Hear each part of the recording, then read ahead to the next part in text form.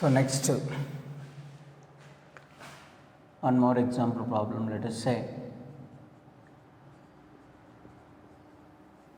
if a body projected upwards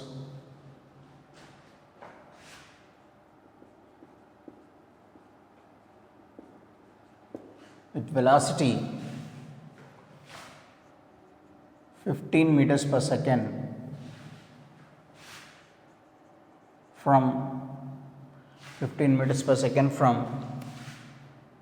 60 meters height. Body projected upwards with velocity 15 meters per second from 60 meters height. Find time taken by the body. Find time taken by the body to reach ground. Find the time taken by the body to reach the ground. That is the situation. See here,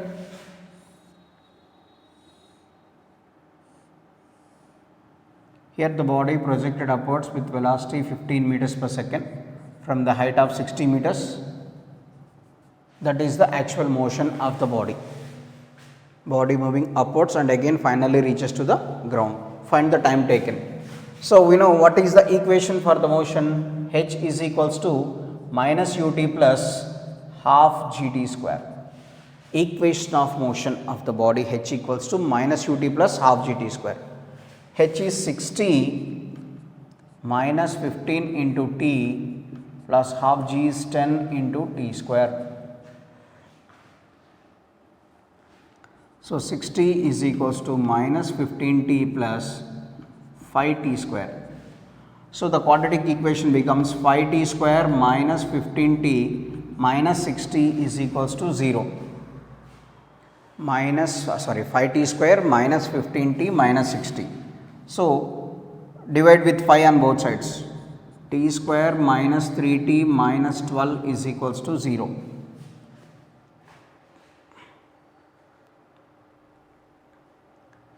T square minus 3t minus 12 is equals to 0. This is the quadratic equation. What are the roots? It is 12, here it is 3. Not possible. Now go to the equation. So general equation, general roots.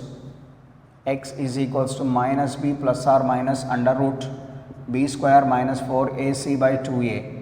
T is equals to minus b, that is minus of minus 3 plus or minus under root b square. So that is 3 square minus 3 whole square minus 4a is 1, c is minus 12 divided by 2a 1. So 3 plus or minus under root 9 plus 48, 12 fours are 48 divided by 2. So 3 plus or minus 48 plus 9, 57 by 2. Root 57, I don't know. So definitely here root 57 is more than 3. 100% here root 57 must be greater than 3. That's why here t is equals to 3 plus root 57 by 2. Not minus. That's very, very important. Because if it is minus 3 minus root 57 value approximately 7 point something, in between 7 and 8. Root 57 value is nearly in between 7 and 8. So for example, if it is 7.5, so 3 minus 7.5, how much? Minus 4.5. That is time is negative. Time never be negative. Time never be negative. That's why here we must consider 3 plus root 57. Don't consider 3 minus root 57. If it is 3 minus root 57, root 57 value must be greater than 3. Root 57 value greater than 3. So that's why it becomes negative. So time never be negative. So that is the way to calculate. So this is the way to do the problem. Now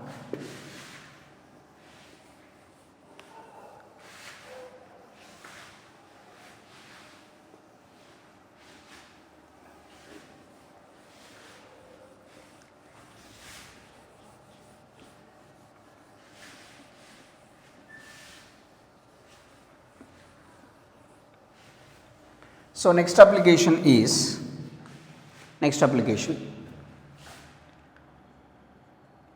For example, see here,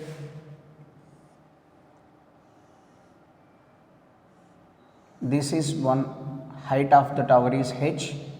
Here the body projected upwards with velocity u. Body reaches to the height and again reaches to the ground. Here the time taken is t1, let us say. Body projected from certain height upwards, body projected from the top of the tower upwards with velocity u. Let us say the time taken to reach the ground is t1. Now second situation, same height, from the same height h, another body is thrown downwards with velocity u. From the same height another body is thrown downwards. From the same height another body is thrown downwards with velocity u, and the body reaches to the ground. The time taken in this situation is t2. The time taken in this situation is t2. Next condition, same height,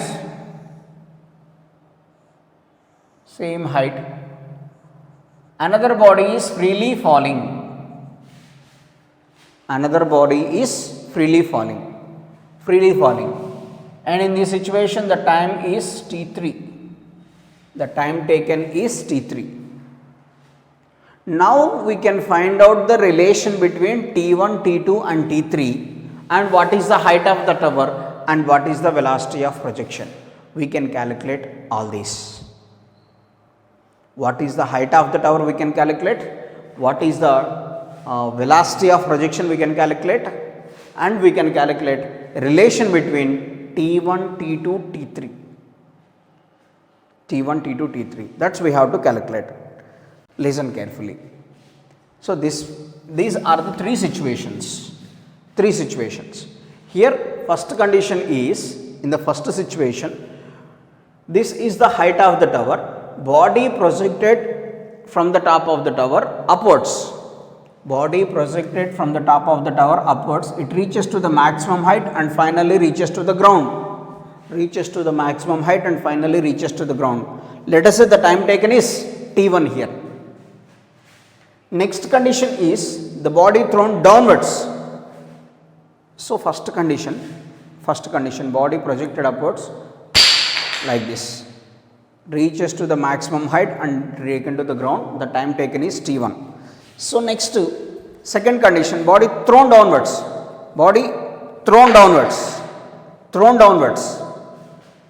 The time taken to reach the ground is t2. Next, the third situation is the body is from the same height, the body is freely falling. Freely falling means initial velocity 0. The time taken is t3. In these three times, t1, t2 and t3, in these three times, which time is maximum and which time is minimum? In which situation the time taken is maximum and in which situation the time taken is minimum? Here the time taken t1 is maximum. Because the body moving upwards and again finally reaches to the ground. So that's why t1 is maximum. Which one is minimum? If the body thrown downwards, so it moves fastly. So t2 is minimum. t1 is maximum, t2 is minimum. This is more time and this is less time in these three situations. So that is, now we can deduce the relation between these three. So first we have to write the equations of motion.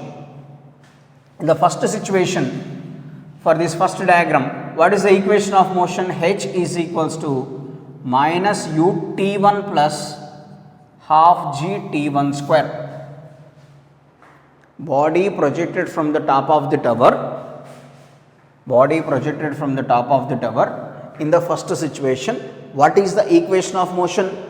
H is equals to minus ut1 plus half gt1 square. And for the second situation, h is equals to ut plus half gt2 square, ut2 plus, so let us say first, for first diagram, this is first one, second one, third one. First diagram, the equation of motion is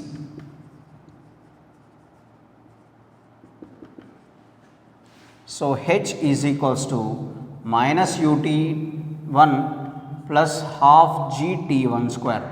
This is equation 1. For the first diagram, the equation of motion, body projected from the top of the tower, h equals to minus ut1 plus half gt1 square. Next, for second diagram,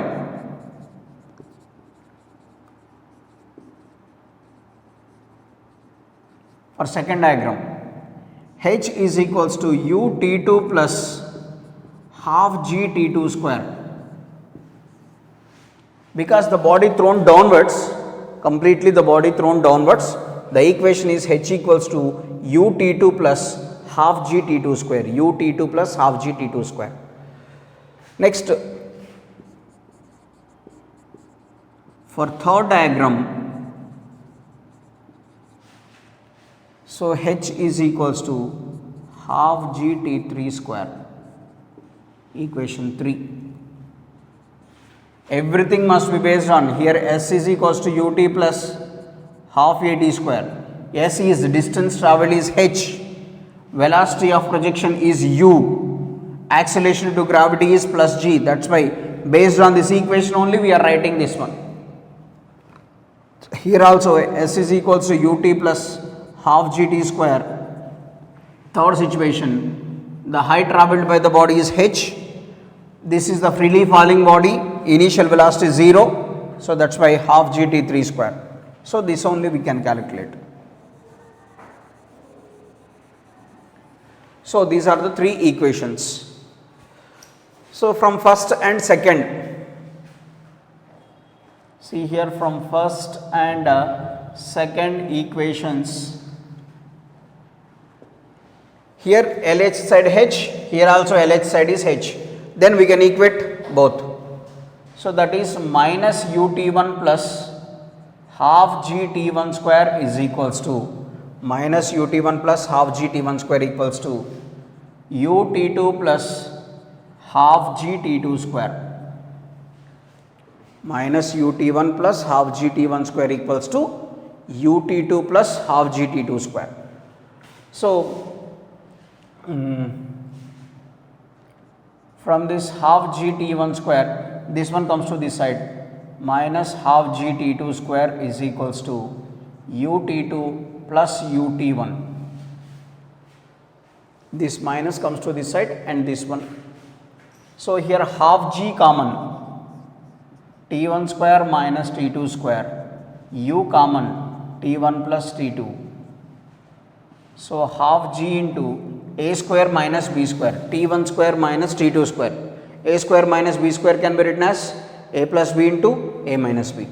So that is t1 plus t2 into t1 minus t2, t1 plus t2 into t1 minus t2, that is u into t1 plus t2, t1 plus t2 cancel this one.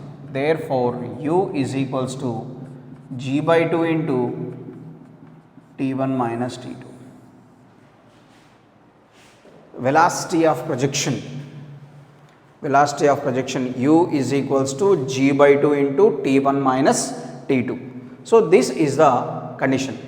So here this is the first equation, this is the second equation, here it is h, here also it is h, LHS are same, then we can equate RHS. So this is minus ut1 plus half gt1 square and this is ut2 plus half gt2 square, ut2 plus half gt2 square. So exchanging the terms, and it is half g common, a square minus b square, we can write it as a plus b into a minus b. Here u common, t1 plus t2, here we have t1 plus t2, here also t1 plus t2. Therefore u is equals to u is equals to g by 2 into t1 minus t2. So that is the velocity of projection. Here velocity of projection, here also velocity of projection. Here velocity of is 0 because the body is freely falling here. So in these two situations, velocity u is equals to g by 2 into t1 minus t2. We can calculate based on this height. If we substitute u value in these two, anyone we can get height. So substitute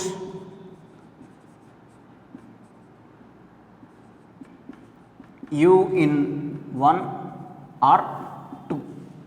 In any one we can calculate, u in 1 substitute. So first I am considering second equation. I am considering the second equation. So second equation is h is equals to ut2 plus half gt2 square. So h is equals to u is how much? G by 2 into t1 minus t2 into t2 plus half gt2 square. So h is equals to g by 2 into t1 t2 minus g by 2 into t2 square plus half gt2 square. So h is equals to g by 2 into t1 t2 minus g by 2 t2 square plus g by 2 into t1 t2. H equals to g by 2 into t1 t2. This is the height. So from what height these bodies are projecting? From what height these bodies are projecting means g by 2 into t1 t2. So t1 is the first case, t2 is the second case. H equals to g by 2 t1 t2. Now third situation is we can establish the relation between t1, t2 and t3. That is the situation. So we got h is equals to, we know from equation 3, what is equation 3? H is equals to half g t3 square. H equals to half g t3 square. But how much height we got? G by 2 into t1 t2 is equals to half g t3 square. G cancel, 2 cancel. So t3 square is equals to t1 t2. So t3 is equals to under root t1 t2. T3 is equals to under root t1 t2. That is the relation between t1 t2 and t3. So this is the situation. This is one more concept. Here the first case, body projected upwards with velocity u. The time taken to reach the ground is t1. In the second case, the body thrown downwards. The time taken to reach the ground is t2. In the third case, the body is freely falling. In that freely falling situation, the time taken is t3. So we know the equations of motion. Body projected from the top of the tower. The equation of motion is h equals to minus ut1 plus half gt1 square. So second condition, from s equals to ut plus half at square. Distance traveled is h. Ut plus half at square. Velocity of projection is u plus half gt square. In third situation, initial velocity is 0. That's why s equals to half gt3 square. So these are the three equations we got. First, from first and second equation, LHS are same, we can equate RHS. Finally we got velocity of projection here and here. How much, with what velocity we are projecting, either upwards or downwards. So that is u is equals to g by 2 into t1 minus t2. If we substitute this velocity in either first equation or second equation, we get h equals to g by 2 into t1 t2. In place of u, I am substituting g by 2 into t1 minus t2. So from that we got h equals to g by 2 into t1 t2. Now the last equation, h equals to half gt3 square. In that half g t3 square. In place of h I am substituting g by 2 into t1 t2. So that is t3 square equals to t1 t2, t3 is equals to under root t1 t2 here. This is the conditions. So based on this is one more application.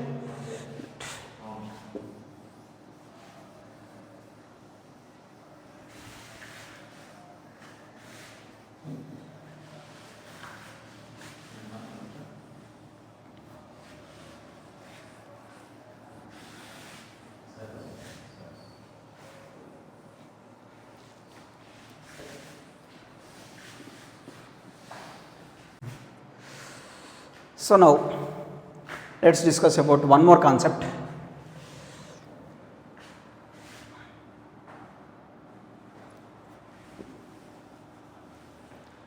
So condition is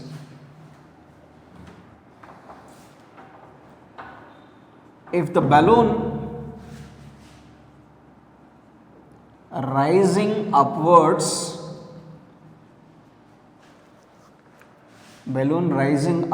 with constant velocity,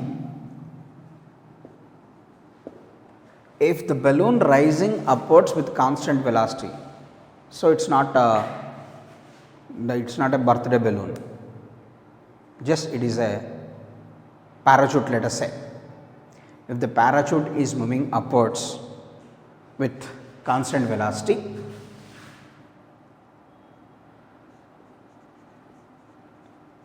the person in the balloon drops a stone. The person in the balloon drops a stone. Describes the nature of motion of the stone. That's we have to describe. Describes the nature of motion of stone. That is important here. How can we calculate?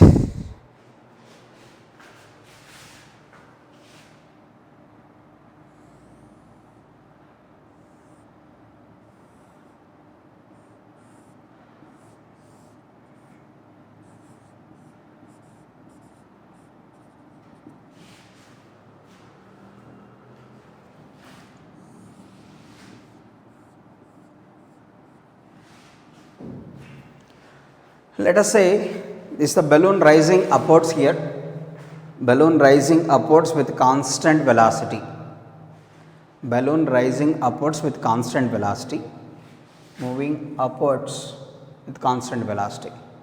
The person standing inside the balloon, if the person drops the stone, just the person drops the stone, he is not throwing, remember that, the person is not throwing, the person just drops the stone, then describes the nature of motion of the stone. Describes the nature of motion of the stone. That is important. So, how the stone will move? So, best example for this is, before going to this, I think everybody know about Newton's laws of motion. So, in that no need of second one and third one. If you know the Newton's first law, so first law is every body continues to be in its state of rest or uniform motion unless it is acted upon by net external force. Unless it is acted upon by, every body continues to be in its state of rest or uniform motion unless it is acted upon by net external force. That is the condition. That is a Newton's first law. The meaning is, for example, if the body is at rest, it is at rest only. If the body is in motion, the body is in motion only. Up to what extent? If there is no external force. Later we can discuss about what is external force, what is force, later all about this. First this one. For example, if the book is placed on the bench, if the book is placed on the bench, that book is continuously at rest. Up to what extent? If you move that book, if you pick that book, up to that extent, that book must be at rest only. So that is inertia of rest. The book does not move by itself. The book does not move by itself. And one more thing is, if the person is in motion, so for example, if the car is moving or if the vehicle is moving, when the vehicle comes to rest, if you apply the brakes, then only the vehicle comes to rest. Otherwise, it is in motion only. Of course, it comes to rest after a certain time because of frictional force. That is also external force. Due to frictional force, the body comes to rest. Why the body comes to rest? Due to frictional. Frictional force is also the external force. Without that frictional force, body does not comes to rest. That is continuously in motion. So, according to this law, every body is in motion, continuously in motion. Every body is at rest, continuously at rest, up to any force acts on the body, up to any external force acts on the body. That is Newton's first law.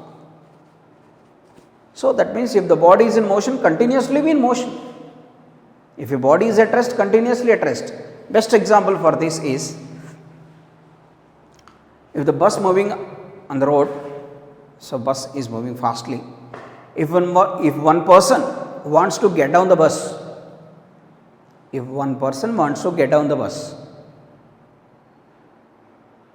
the person directly jumps from the bus, what happens? If the person directly jumps from the bus, what happens? He fell down. Bokkle irugutai. Directly cheppalante. So that is the reason. Why means, what is the reason means, initially the bus is in motion. The person also inside the bus. That means the person also having certain amount of motion. But the ground is at rest. If the person directly jumps on the ground, still the body is having certain motion, certain momentum. This body does not comes to rest immediately because of inertia of motion. The body is in motion. Due to that, the person fell forward and munduku padtadu. Observe, it's very clear about this. If the person jumps from the running bus, definitely he fell forward direction, because the person is having certain amount of motion with respect to bus, but the ground is at rest. If the person jumps directly, he does not comes to rest. With respect to bus, he is having certain motion. Due to that motion, he moves forward. That's why he fell down. For example, if you get down the bus when it is at rest, we didn't have any opposition in that. If the bus is at rest, we can get up, we can get in the bus, or we can get down the bus, no problem. But if you get down the moving bus, we must run with that bus. With certain time.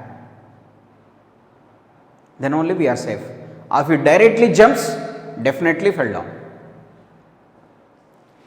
So in the same situation, what is the meaning of this is, when the body is in motion, it is continuously in motion. Up to what extent? If any external force acts on that body. That is inertia of motion. Why all this is here? The same concept here.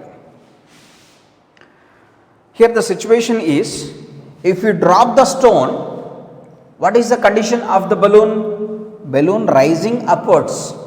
With constant velocity. If you drop the stone from the balloon, at the time of dropping, the stone is also having the same velocity of the balloon, because initially it is inside the balloon only. This point you have to observe. Just like the person Person jumping from the or person get down from the running bus, definitely he move forward because he is having the velocity, he is inside the bus, so the person also having the same velocity as that of the bus, but he wants to get down, definitely the body does not comes to rest immediately because he is having certain motion. Due to that motion, the person move forward. In the same way, that is the same concept here. Initially the stone is inside the balloon.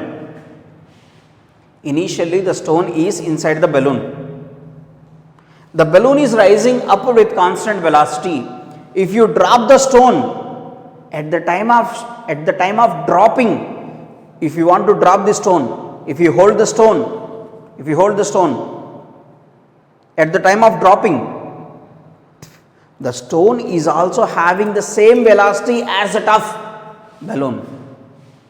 Whatever is the velocity of the balloon, the stone is also having the same velocity. If you drop that stone, due to that velocity, the stone slightly rises up and falls down.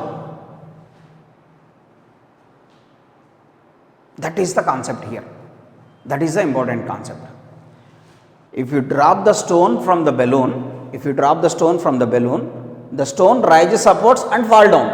Why the stone rises up? Because of inertia of motion. The stone rises up. Because balloon is moving upwards with certain velocity.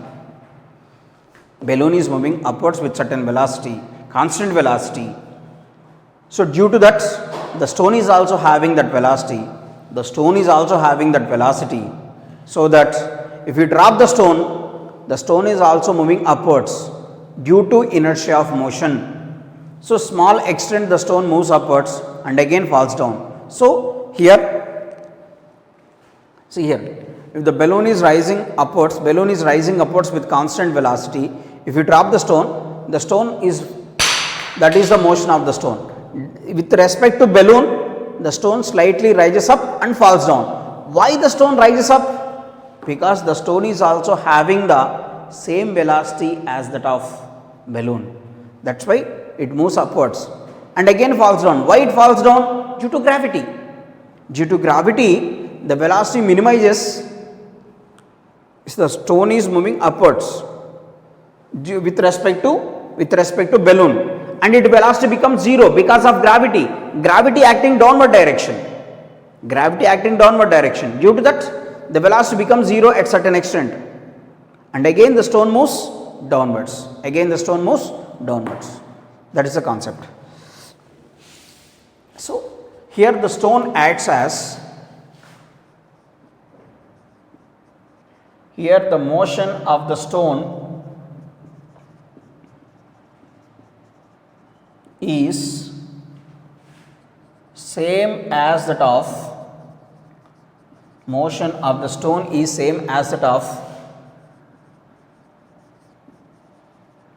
body projected from the top of tower.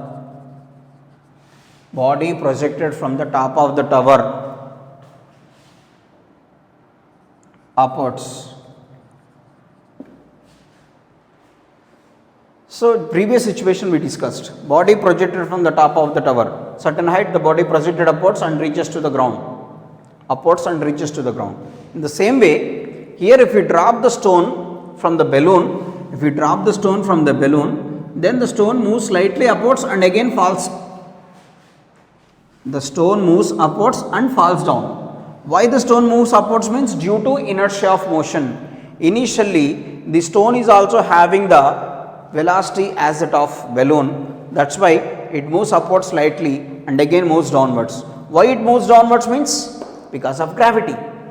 So that is, the motion of the stone is same as that of body projected from the top of the tower. So that is h is equals to minus ut plus half gt square.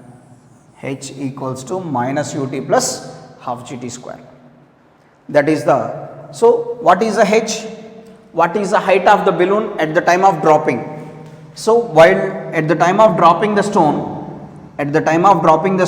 what is the height of the balloon from the ground? That is h. With what velocity the balloon is dropped? Sorry, with what velocity the stone is dropped? That is minus u. That means velocity of the balloon. T is the time taken to reach the ground. That is the situation. That is the concept here. Now, in this situation, here T is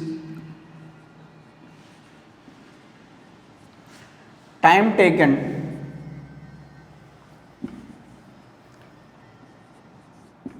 by the stone to reach the ground. T is the time taken by the stone to reach the ground. Now, and one more thing is here, distance traveled by the balloon when stone hits the ground. So, distance traveled by the balloon when the stone hits the ground, that is important. Distance traveled by the balloon when the stone hits the ground. So, here the balloon moving upwards with constant velocity. Constant velocity means acceleration 0. So, distance is equals to velocity into time. So, distance is equals to velocity into time. Let us say x is equals to velocity into time. So, that is the distance traveled by the balloon when the stone hits the ground, where t is time taken by the stone to reach the ground. This is the concept. Distance traveled by the balloon when the stone hits the ground. X is equals to vt. Therefore, x equals to velocity into time. Now,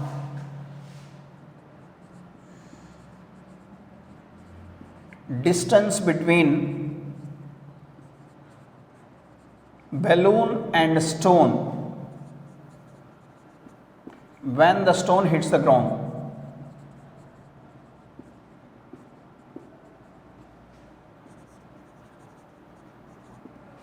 When the stone hits the ground. So, that is equals to, so here the stone is dropped if it is at a height h from the ground. If the stone is dropped when the balloon is at a height h from the ground. So, that is equals to h, height of the tower, plus what is the distance travelled by the balloon in this time interval? X. When the stone reaches to the ground, what is the distance travelled by the balloon? X equals to Vt. So, therefore, total distance between the balloon and the stone is h plus x. It travels the distance h and it travels the distance x, that is equals to h plus x. This is the concept here. Stone is dropped from the balloon.